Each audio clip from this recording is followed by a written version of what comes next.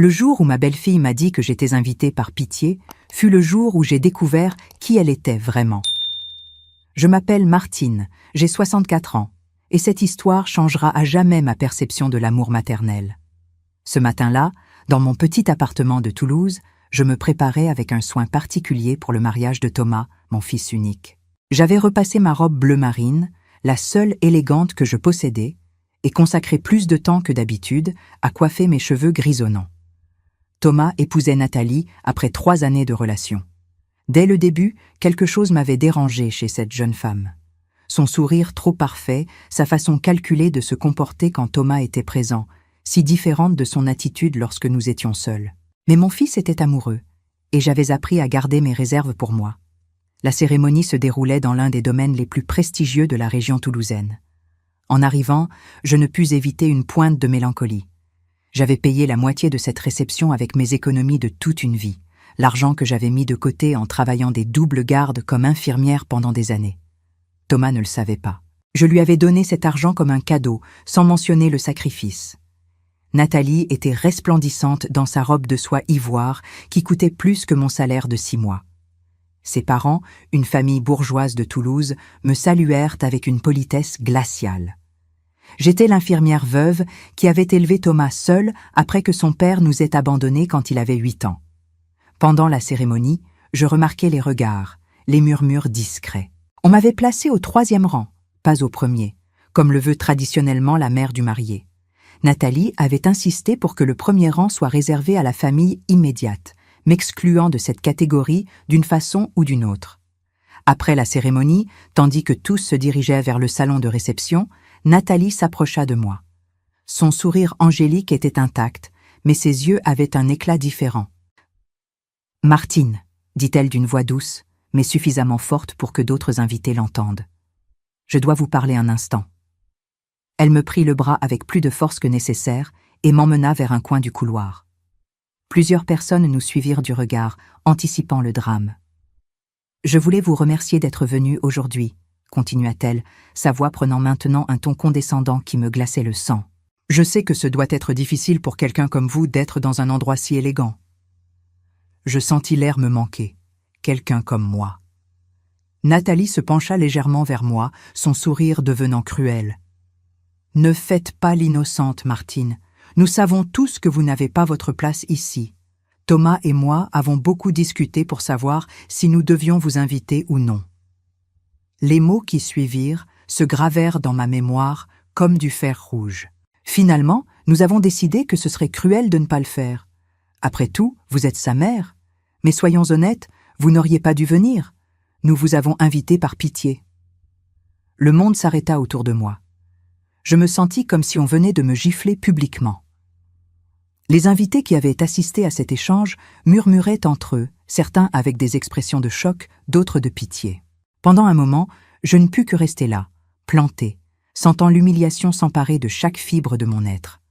Nathalie avait choisi le jour le plus important de la vie de Thomas pour me détruire émotionnellement, et elle l'avait fait devant témoins. Mais alors, quelque chose d'étrange se produisit. Au lieu des larmes que Nathalie attendait clairement, je sentis un calme froid s'installer dans ma poitrine. Un sourire lent s'étendit sur mon visage, et pour la première fois en 3 ans, l'expression de Nathalie vacilla.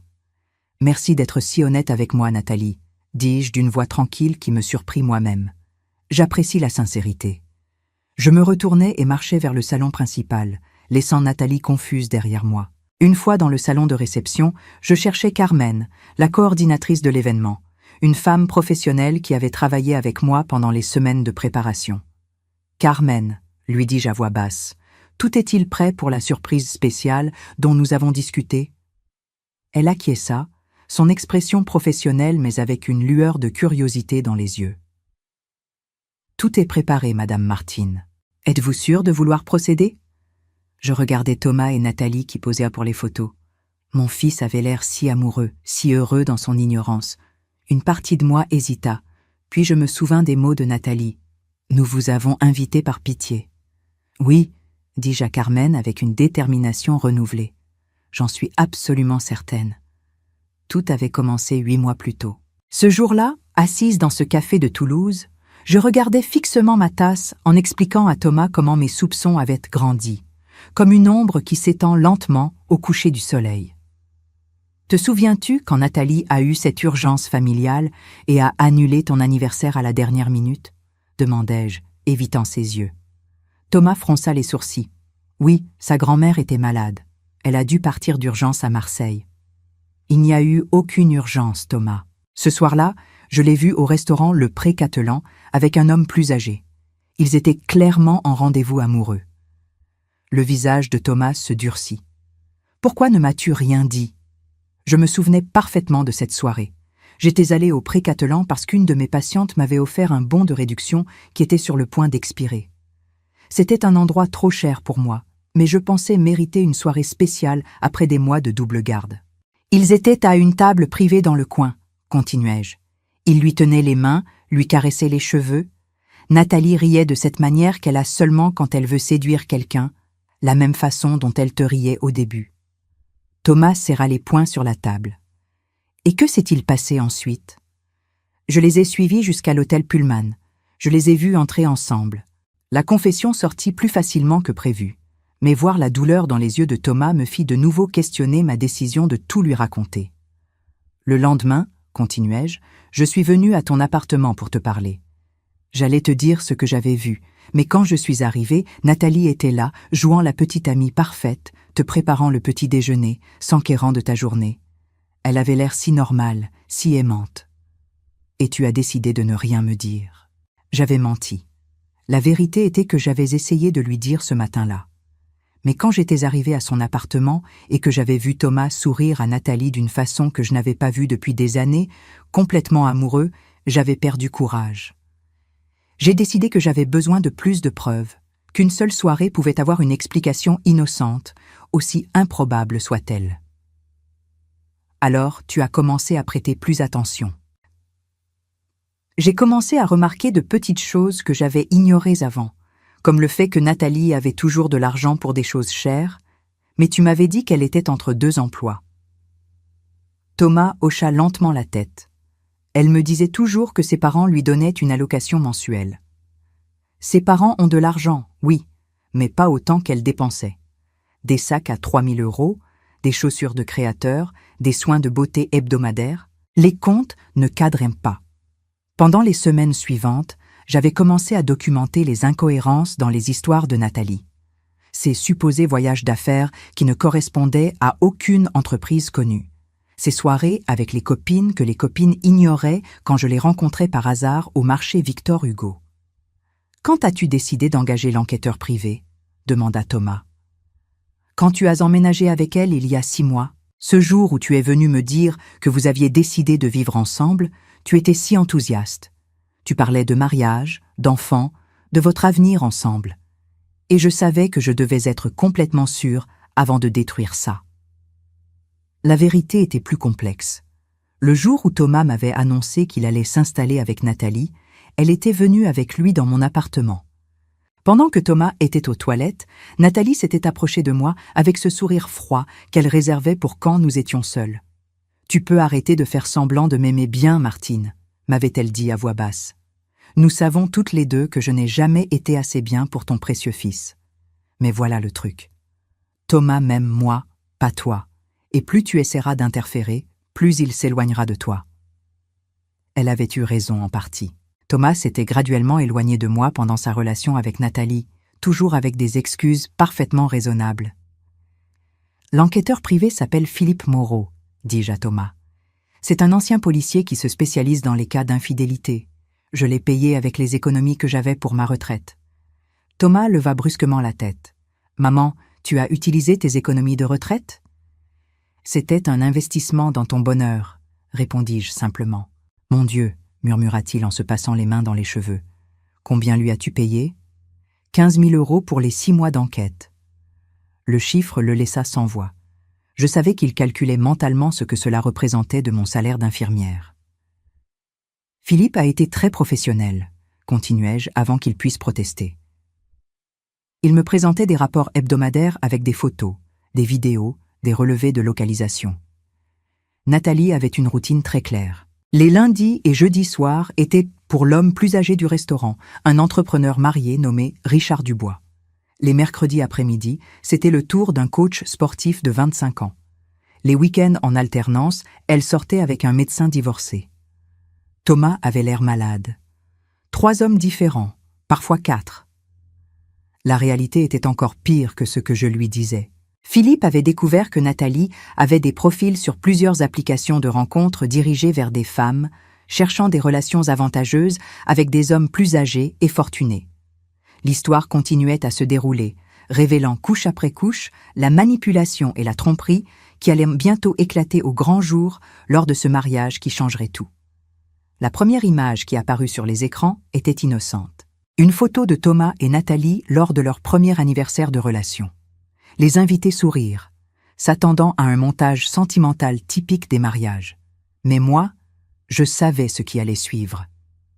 Ceci est un hommage spécial à l'amour véritable, annonçai-je depuis ma place, ma voix se projetant dans tout le salon, et à l'importance de vraiment connaître la personne avec qui on prévoit passer le reste de sa vie. Thomas me souriait affectueusement, complètement inconscient de ce qui allait se dérouler. Nathalie, cependant, avait pâli. Ses yeux étaient fixés sur les écrans avec une expression que je reconnaissais bien, de la terreur pure. La deuxième image changea complètement l'atmosphère. C'était une photographie de Nathalie dans un bar élégant de Toulouse, embrassant passionnément un homme qui n'était définitivement pas Thomas. La date dans le coin de la photo montrait clairement qu'elle avait été prise seulement 6 mois auparavant, en pleine relation. Un murmure de choc parcourut le salon. Thomas resta paralysé, son sourire s'effaçant lentement tandis qu'il assimilait ce qu'il voyait. « Qu'est-ce que c'est que ça ?» cria Nathalie, sa voix perdant toute contenance. « Éteignez ça ! Éteignez ça immédiatement !» Mais les images continuèrent, une après l'autre. Photographies et courtes vidéos de Nathalie avec différents hommes pendant sa relation avec Thomas, dans des restaurants chics, des hôtels, des appartements. Certaines étaient intimes, d'autres clairement romantiques. Toutes étaient datées et géolocalisées avec une précision médico-légale. Le salon avait explosé dans le chaos. Les invités se levèrent de leur siège, certains filmant avec leur téléphone, d'autres discutant à voix haute. Les parents de Nathalie paraissaient mortifiés, tandis que les quelques membres de ma famille regardaient avec un mélange d'horreur et d'admiration. « Thomas !» cria Nathalie par-dessus le bruit, essayant de saisir son bras. « C'est tout faux. Ta mère est folle. Elle a manipulé ces images. » Thomas s'écarta d'elle brusquement, son visage un masque de douleur et de confusion. « Ces photos sont-elles réelles ?» demanda-t-il d'une voix rauque. « Nathalie, regarde-moi dans les yeux et dis-moi si ces photos sont réelles. » Nathalie ouvrit et ferma la bouche plusieurs fois, comme un poisson hors de l'eau. Au lieu de répondre, elle se tourna vers moi avec une fureur que je n'avais jamais vue auparavant. « Toi, sale garce amère !» me hurla-t-elle devant tous les invités. « Tu ne supportes pas que ton fils soit heureux. Tu as toujours été jalouse de moi. Tu as toujours essayé de saboter notre relation. » Sa façade de perfection était complètement tombée. C'était la vraie Nathalie, celle que j'avais entrevue par éclair pendant 3 ans, mais que Thomas n'avait jamais vue. « Jalouse ?» répétai-je calmement, ma voix tranchant à travers le chaos. « Nathalie, chérie, de quoi exactement devrais-je être jalouse ?» À l'écran apparut alors la vidéo la plus dévastatrice de toutes. Nathalie dans la chambre d'un hôtel avec un homme plus âgé, clairement dans une situation intime. La date montrait qu'elle avait été enregistrée seulement 2 semaines avant le mariage. Thomas émit un son que je n'oublierai jamais. Un gémissement animal de pure douleur. Il chancela comme s'il avait reçu un coup physique. « Arrêtez !» cria le père de Nathalie en se levant de sa chaise. « C'est de la diffamation, j'appellerai la police. »« Je vous en prie, faites-le, » répondis-je sereinement. « Je suis sûr qu'ils seront ravis de voir toutes les preuves que j'ai conservées. » Nathalie se tourna désespérément vers les invités, ses yeux se remplissant de larmes qui semblaient plus de rage que de tristesse. « C'est une vengeance !» cria-t-elle. « Cette femme est obsédée par moi. Elle a engagé des gens pour me suivre, pour ruiner ma vie. C'est une harceleuse. » Mais ces mots sonnaient creux. Les images étaient trop claires, trop cohérentes, trop bien documentées pour être fausses. Thomas retrouva finalement sa voix. « Combien de temps ?» demanda-t-il dans un murmure qui, d'une façon ou d'une autre, s'entendit dans tout le salon silencieux. « Combien de temps as-tu été avec d'autres » Nathalie le regarda avec des yeux écarquillés, réalisant qu'elle avait perdu tout contrôle de la situation. « Thomas, mon amour, je peux tout expliquer. Ces images sont sorties de leur contexte. Combien de temps, Nathalie ?» La répétition de la question, cette fois plus forte, la brisa. Pour un moment, je vis un éclair de vérité dans ses yeux avant qu'elle ne redevienne défensive. « Je n'ai pas à t'expliquer quoi que ce soit, » explosa-t-elle, « et encore moins devant cette sorcière manipulatrice que tu as pour mère. » L'insulte était allée trop loin, même pour les invités qui avaient été sous le choc. Un murmure de désapprobation parcourut le salon. Attaquer une mère le jour du mariage de son fils était un tabou social que même les plus compréhensifs ne pouvaient tolérer. Carmen, suivant mes instructions préalables, avait commencé à éteindre les écrans. Le spectacle était terminé, mais le mal était fait. Thomas enleva lentement son alliance, une bague que j'avais aidé à payer sans qu'il le sache, et la laissa tomber sur la table principale. Le son du métal contre le cristal résonna dans le silence tendu. « Le mariage est fini », annonça-t-il d'une voix brisée. « Tout le monde peut rentrer chez soi. » Nathalie fit une dernière tentative désespérée. Elle s'agenouilla devant lui dans sa robe de mariée, agrippant son costume. « Thomas, s'il te plaît, nous pouvons arranger ça. Ce n'était que du sexe, ça ne voulait rien dire. Tu es le seul que j'aime. » L'aveu involontaire fit reculer Thomas comme s'il avait été mordu par un serpent. « Seulement du sexe ?» répéta-t-il, incrédule. « Seulement du sexe avec combien d'hommes, Nathalie ?» Elle réalisa son erreur trop tard. Sa bouche s'ouvrit, mais aucun son n'en sortit.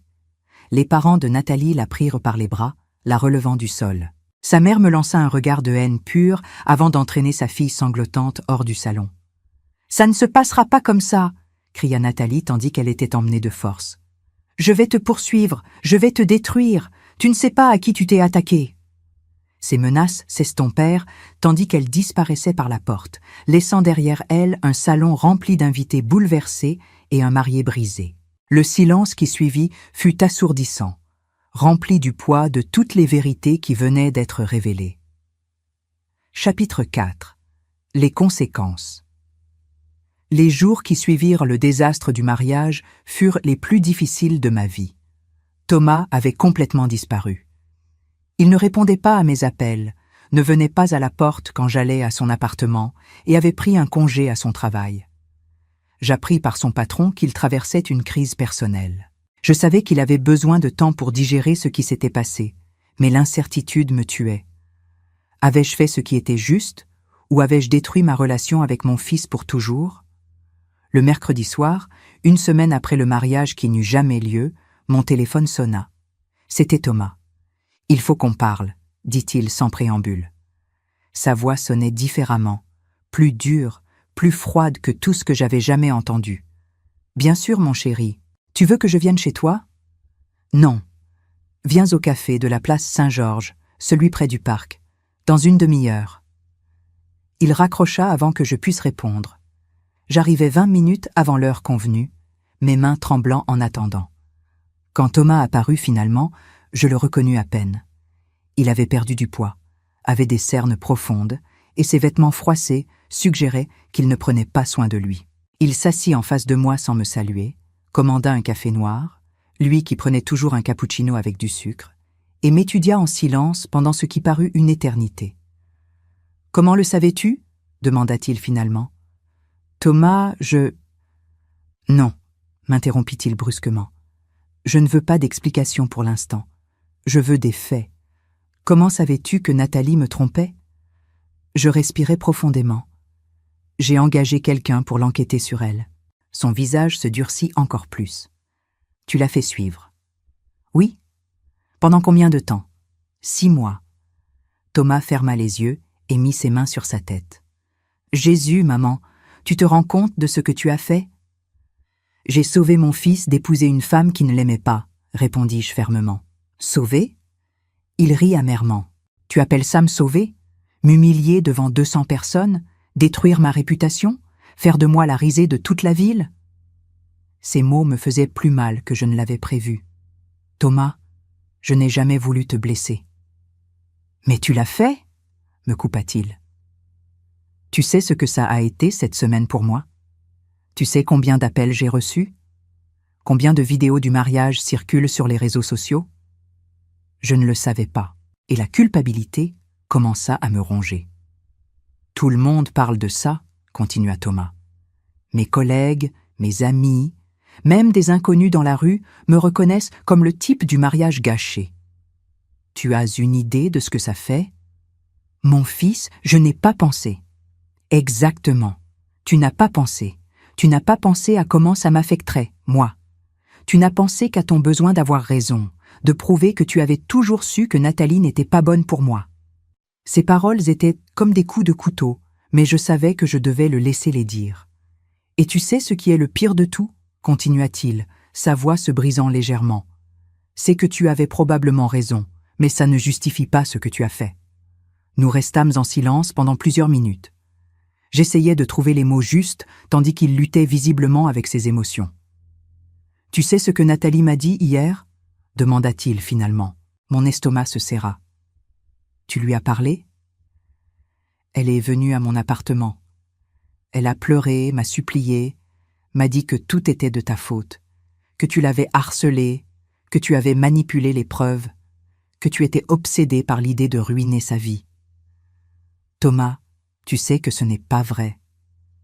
Je le sais, me regarda-t-il fixement. Parce que pour être honnête, maman, je ne sais plus quoi penser de toi. La femme que je croyais connaître n'aurait jamais fait quelque chose comme ça. Ces mots me brisèrent le cœur. Je suis toujours la même personne, mon fils. Je suis toujours ta mère qui t'aime plus que tout au monde. Une mère qui fait suivre la petite amie de son fils, qui garde des preuves pendant des mois en attendant le moment parfait pour l'humilier publiquement. Une mère qui a vu que son fils était trompé et manipulé, et qui a fait ce qu'elle devait faire pour le protéger, répondis-je avec plus de fermeté que je n'en ressentais. Thomas se recula dans sa chaise, m'étudiant comme si j'étais une étrangère. Nathalie m'a dit autre chose aussi, continua-t-il. Elle m'a dit que tu avais toujours su qu'elle n'était pas assez bien pour moi, que dès le premier jour tu l'avais traitée avec froideur, que tu ne lui avais jamais donné une vraie chance. Et toi, qu'est-ce que tu lui as répondu? Je lui ai dit d'aller au diable, admit-il. Parce que même si je suis furieux contre toi, même si je me sens trahi, je sais que tu ne mentirais jamais sur quelque chose comme ça. Les photos étaient réelles, les vidéos étaient réelles, son infidélité était réelle. Un petit soulagement se glissa dans ma poitrine, mais Thomas n'avait pas fini. Mais ça ne change pas le fait que tu m'as trahi, maman. Tu ne m'as pas trahi en mentant. Tu m'as trahi en ne me faisant pas assez confiance pour me dire la vérité quand tu l'as découverte. La question resta suspendue dans l'air entre nous. Thomas détourna le regard vers la fenêtre, observant les gens passer dans la rue. Si je te l'avais dit, m'aurais-tu cru? Je ne sais pas, admit-il finalement. Probablement pas. J'aurais probablement pensé que tu étais jalouse ou que tu exagérais. Alors, comprends pourquoi j'ai fait ce que j'ai fait. Non, me regarda-t-il de nouveau. Je comprends pourquoi tu as senti que tu devais le faire, mais ça ne veut pas dire que c'était bien. La conversation continua, chaque mot creusant plus profondément dans le fossé qui s'était ouvert entre nous, mais aussi jetant les premières pierres d'un pont qui pourrait peut-être un jour nous reconnecter. Chapitre 5. Face à face avec Nathalie. 2 semaines passèrent sans nouvelles de Thomas après notre conversation au café. 2 semaines qui me semblèrent des années, où chaque appel téléphonique qui n'arrivait pas, chaque message non envoyé, se ressentait comme une confirmation supplémentaire que j'avais perdu mon fils pour toujours. Un mercredi soir, alors que je dînais seul en regardant les informations, ma sonnette retentit. Mon cœur s'accéléra en pensant que ce pourrait être Thomas, mais quand j'ouvris la porte, je me trouvais face à face avec Nathalie. Elle avait l'air terrible. Ses cheveux, habituellement parfaits, étaient ébouriffés. Elle ne portait pas de maquillage, et ses yeux étaient gonflés et rouges d'avoir pleuré. Elle portait un jean et un t-shirt froissé, la première fois que je la voyais sans vêtements de créateur. « Il faut qu'on parle », dit-elle sans préambule. « Je ne crois pas que nous ayons quoi que ce soit à discuter », répondis-je en commençant à fermer la porte. « Thomas ne me parle plus », continua-t-elle rapidement, mettant son pied dans la porte pour m'empêcher de la fermer. « Il a changé les serrures de son appartement. Ses amis me raccrochent au nez. Tu as complètement détruit ma vie. »« Tu as détruit ta propre vie, Nathalie. Je me suis juste assurée que Thomas connaisse la vérité. »« La vérité » rit-elle amèrement. « Qu'est-ce que tu sais de la vérité ? Tu sais pourquoi j'étais avec ces autres hommes? Malgré moi, je me sentis curieuse. Éclaire-moi. Parce que Thomas ne me donnait pas ce dont j'avais besoin, dit-elle, sa voix devenant venimeuse. Économiquement, émotionnellement, physiquement. C'est un homme bon, mais il est ordinaire, prévisible. Les autres hommes m'offraient l'aventure, l'excitation, des choses qu'il ne pourrait jamais me donner. Ces mots me remplirent de rage. Alors pourquoi allais-tu l'épouser? Parce qu'il m'aimait vraiment, parce qu'il était stable, fiable, parce que je pensais que je pouvais avoir le meilleur des deux mondes, la sécurité avec Thomas et la passion avec les autres.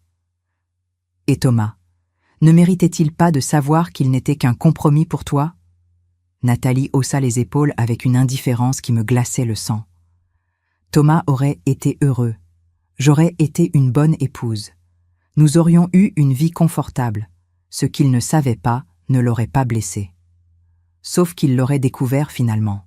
Non, si tu ne t'étais pas mêlée de ça.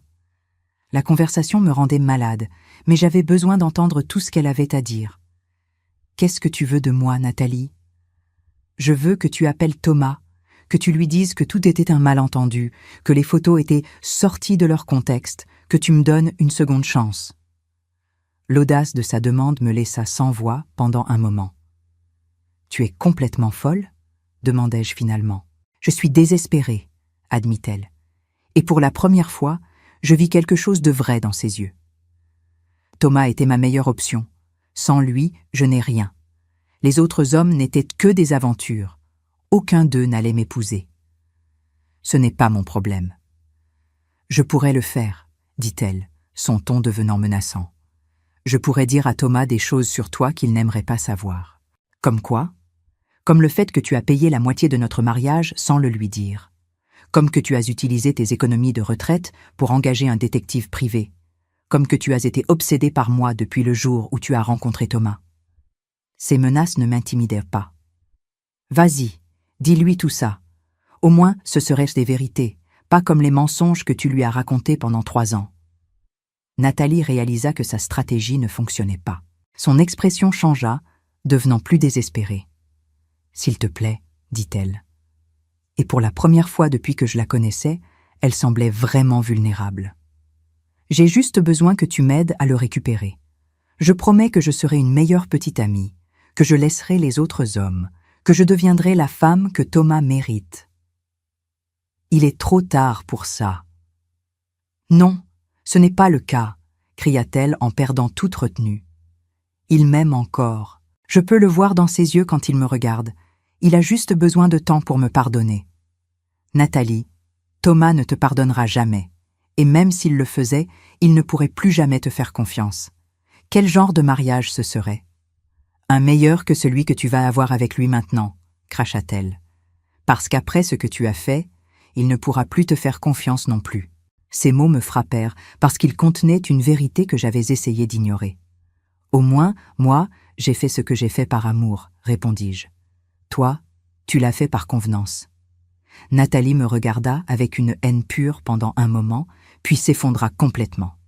Elle glissa le long du mur jusqu'à se retrouver assise par terre dans le couloir, sanglotant. « Tu n'as aucune idée de ce que c'est de vivre comme ça, » dit-elle entre ses larmes. « Faire semblant tout le temps, prétendre être quelqu'un qu'on n'est pas, devoir plaire à tout le monde pour survivre. » Malgré tout ce qu'elle avait fait, je ressentis une pointe de pitié pour elle. « Alors pourquoi n'as-tu pas cherché de l'aide? Pourquoi n'as-tu pas essayé de vraiment changer? » Parce que c'était la seule façon que je connaissais d'obtenir ce que je voulais, admit-elle. Et parce que ça marchait, jusqu'à ce que tu apparaisses. Nous restâmes en silence pendant plusieurs minutes, Nathalie pleurant par terre, moi debout dans ma porte, essayant de décider si je devais la fermer ou non. Cette confrontation me montrait une facette de Nathalie que je n'avais jamais vue, non pas la manipulatrice calculatrice, mais la femme perdue et désespérée qui se cachait derrière le masque. Cela ne changeait pas mon opinion sur ce qu'elle avait fait, mais cela m'aidait à comprendre pourquoi elle l'avait fait. Quand elle partit finalement, elle me laissa avec une dernière révélation qui allait changer le cours des événements. Thomas était en train de décider s'il pouvait me pardonner, et cette décision définirait l'avenir de notre relation. Chapitre 6. La réconciliation. 3 jours après la visite de Nathalie, Thomas apparut à ma porte. Il avait meilleure mine que la dernière fois. Il avait repris du poids et ses yeux n'avaient de plus ces cernes profondes. « On peut parler ?» demanda-t-il. Et cette fois, sa voix n'avait plus la dureté de notre dernière conversation. « Bien sûr, » répondis-je en le faisant entrer. Il s'assit sur mon canapé, le même où il avait joué aux jeux vidéo quand il était adolescent, où nous avions regardé des films pendant d'innombrables vendredis soirs quand il était enfant. « J'ai beaucoup réfléchi à tout ce que tu m'as dit, » commença-t-il, « et à ce que ça signifie pour nous. » Mon cœur s'accéléra, mais j'essayais de garder une expression neutre. « J'ai aussi parlé avec Nathalie, » continua-t-il. « Hier, elle est venue à mon bureau. Elle m'a demandé de lui pardonner, de te demander de retirer tes accusations, de recommencer à zéro. »« Et qu'est-ce que tu lui as dit ?» Thomas me regarda directement dans les yeux. Je lui ai dit que la personne que j'avais aimée n'avait jamais vraiment existé, qu'on ne peut pas pardonner à quelqu'un qui n'a jamais été réel pour commencer. Je ressentis un mélange de soulagement et de tristesse pour lui. Mais je lui ai aussi dit autre chose, continua-t-il. Je lui ai dit que ce que tu avais fait était mal, mais que je comprenais pourquoi tu l'avais fait, et qu'à la différence d'elle, je savais que tu m'aimais assez pour risquer notre relation pour me protéger. Les larmes commencèrent à se former dans mes yeux. Thomas, je n'ai pas encore décidé complètement si je peux te pardonner, m'interrompit-il. Mais j'ai décidé que je voulais essayer, parce que malgré tout, tu restes ma mère, et parce que je crois que tu avais raison sur Nathalie, même si tu n'as pas eu raison dans ta façon de gérer la situation. À ce moment, je sus que même si le chemin vers la réconciliation serait long, mon fils avait choisi de me donner une seconde chance. 6 mois après le désastre du mariage, Thomas et moi étions assis dans ma petite cuisine, partageant un dîner fait maison comme nous l'avions fait d'innombrables fois pendant son enfance. Mais cette fois, c'était différent. Cette fois, nous étions tous les deux complètement honnêtes l'un avec l'autre. « Tu sais ce que j'ai réalisé la semaine dernière ?» dit Thomas en servant plus de vin dans nos verres. « Quoi ?» Que pendant les 3 ans où j'étais avec Nathalie, je ne venais presque jamais te voir. Il y avait toujours une excuse. J'étais fatiguée. Nathalie avait prévu quelque chose. J'avais du travail à faire. J'acquiesçais. J'avais remarqué son absence croissante, mais je n'avais jamais voulu le presser. Maintenant, je me rends compte qu'elle programmait délibérément des choses les jours où j'avais l'habitude de passer du temps avec toi. Des dîners avec ses parents, des événements sociaux, des week-ends d'escapade. Il y avait toujours quelque chose de plus important. Thomas, tu n'as pas besoin. Si, j'ai besoin, m'interrompit-il gentiment. J'ai besoin de dire ça. Nathalie m'a éloigné de toi systématiquement, et je l'ai laissé faire parce que je pensais que c'était comme ça les relations sérieuses, que je devais choisir entre ma petite amie et ma mère. Il prit une gorgée de vin avant de continuer. Mais la vérité, c'est qu'une femme qui m'aimait vraiment ne m'aurait jamais demandé de choisir. Elle aurait trouvé des façons de t'inclure, pas de t'exclure. Au cours des 6 derniers mois, nous avions eu beaucoup de conversations comme celle-ci. Des conversations où Thomas analysait sa relation avec Nathalie avec la clarté qui ne vient qu'après que les illusions se sont dissipées. « Tu la regrettes parfois ?» lui demandai-je. Thomas considéra soigneusement la question. « Je regrette l'idée d'elle.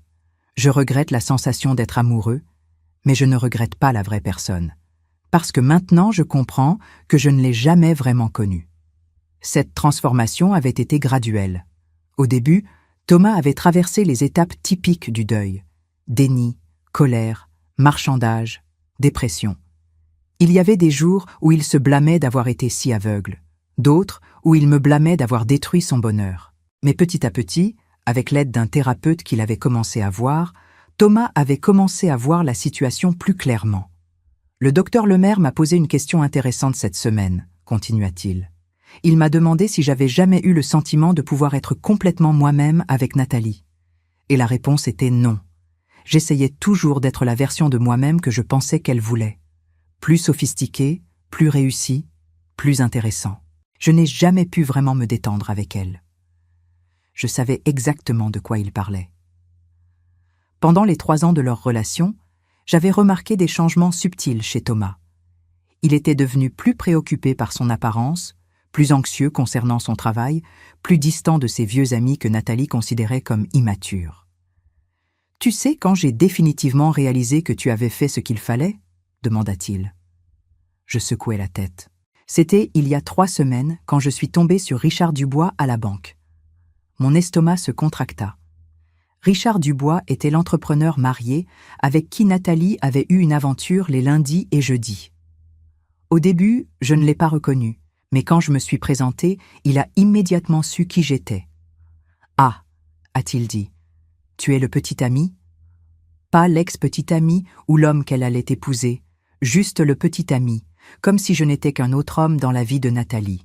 Thomas fit une pause, se remémorant clairement la conversation. Puis il m'a dit quelque chose que je ne peux pas sortir de ma tête. Il m'a dit « Cette fille collectionne les hommes comme des trophées. Chacun servait un but différent. Tu étais le stable, celui qui allait lui donner la légitimité sociale. Moi, j'étais celui qui lui donnait l'argent et les cadeaux chers. Le coach du gymnase lui donnait l'aventure et l'excitation physique. Tu n'as jamais été son seul amour, Thomas. Tu n'étais qu'une pièce sur son échiquier. » Les mots me firent mal, même à moi. Je ne pouvais pas imaginer comment ils avaient affecté Thomas. « Mais tu sais ce qui était le pire dans cette conversation ?» continua-t-il. « C'est qu'il semblait vraiment surpris que je ne le sache pas, comme si c'était évident pour tout le monde, sauf pour moi. Il m'a dit « Je pensais que tous les hommes dans sa vie savions pour les autres. Elle n'était pas particulièrement discrète. » Nous gardâmes le silence pendant un moment, tous deux assimilant la cruauté de ses paroles. « À ce moment-là, dit Thomas finalement, j'ai complètement compris pourquoi tu avais fait ce que tu avais fait, et j'ai réalisé que si tu ne l'avais pas fait, j'aurais finalement découvert la vérité d'une manière beaucoup plus douloureuse. » Au cours de ces 6 mois, Thomas avait lentement reconstruit sa vie. Il avait renouvelé les amitiés qu'il avait négligées pendant sa relation avec Nathalie. Il avait redécouvert des passe-temps et des centres d'intérêt qu'il avait abandonnés. Et plus important, il avait commencé à se voir comme méritant un amour véritable, non conditionné. « Tu as eu des nouvelles d'elle ?» demandai-je. « Elle a déménagé à Paris le mois dernier. Sa sœur m'a appelé pour me le dire. Apparemment, elle a rencontré un producteur de télévision lors d'une soirée et a décidé de recommencer là-bas. » Cela ne me surprit pas.